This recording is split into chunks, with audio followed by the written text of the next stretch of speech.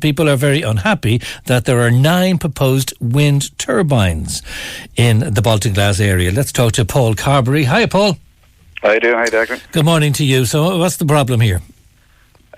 Well, we don't have a problem with renewable energy as such. You know, I come from the sustainability business. I come from the renewable energy business, actually. So I know my thing about renewable energy. So our problem basically has been the site and the landscape.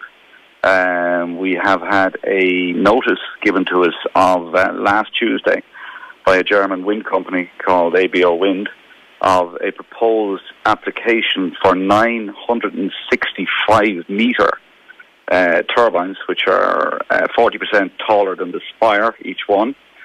And they're to be placed in the centre of probably one of the most archaeologically sensitive sites in Europe. And we just are bewildered at how they would even dream of making an application. Right, and does the height matter? Well, the height is huge, obviously. The height is huge because your landscape, if you take your total landscape, this centre part in Kilranelagh is the centre to multiple ancient hill forts. So if you take probably one of the biggest cluster of early Iron Age ancient monuments in Europe, and possibly a candidate for a World UNESCO site. And I list them. You've Baltinglass, Tonorn, Hughestown, Brusselstown. You have Spinans, and you have Ballycarrigeen actually directly on the site, almost under the turbines.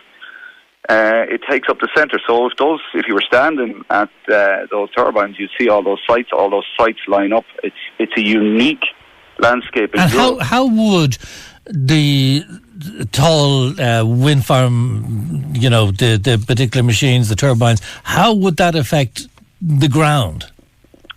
Well, you've got to get them in. You've got to get them into the ground. I mean, you've a huge logistical. It's an industrial application here. So you're taking a landscape that's sensitive and ancient, and if it was anywhere in Europe, they wouldn't dream of it. It wouldn't be on a map. This thing is on a map. The map is produced by Wicklow County Council. So if this is proposed, presumably they have to go through the hoops of, our industrial heritage or archaeological heritage, and there has to be a planning process and all. So are they a bit mad going for somewhere where they probably haven't got a chance of getting these? Well, personally, I think they're insane, but it's not as simple as that, because under the Wicklow Wind Energy Strategy, and this comes under the Wicklow County Development Plan, 216, which runs out to 222. It's in for review at the moment. It is possible to apply for the for industrial wind farms, even on the red zone, even in the national park. That is bad enough. Archaeologically, we haven't done our homework in Wicklow. I don't believe Wicklow even has an archaeological officer. It depends on others. And is there a difference, Paul, between putting a load of concrete as a building across something, or placing down turbines? Is there a difference in the planner's attitude that here's something that are resting basically on the site, rather than being a permanent building on a site? Well, I mean, Declan, if you look at the sunset on a Monday morning, and it's not, and you can't see through it for the next 20 years. It is very permanent.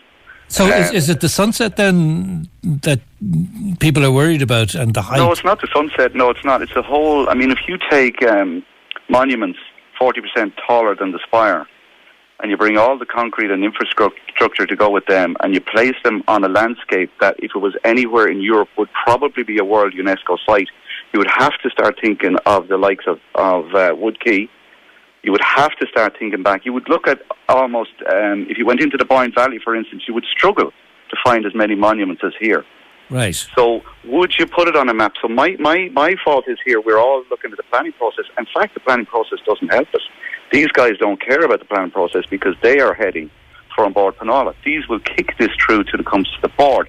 So as far as I'm concerned, Wicklow County Council have played Russian roulette with this. It should never be on a site that's available in the first place. Yeah. It's marked amber when it should be marked red, and it should absolutely be protected that these guys can't touch it. Well, it sounds like you have some ammunition there, Paul, but you're fearful that Port Penalla might say it's needed infrastructure, we're going to do it, and ride roughshod over the heritage aspect. Is that absolutely? And you know what the process is? It's 6 years to drag us to that stage. 6 years, and if we lose it in a Baltanala, we then go on for judicial review. In the meantime, all of the local residents are tortured by industrials who come from this company has come over from Germany. They have got a status in Germany, would you believe it, which is a community status. It makes it more tax friendly for their investors to invest in. Well, I know that we have to have 70% renewables in the next 10 years.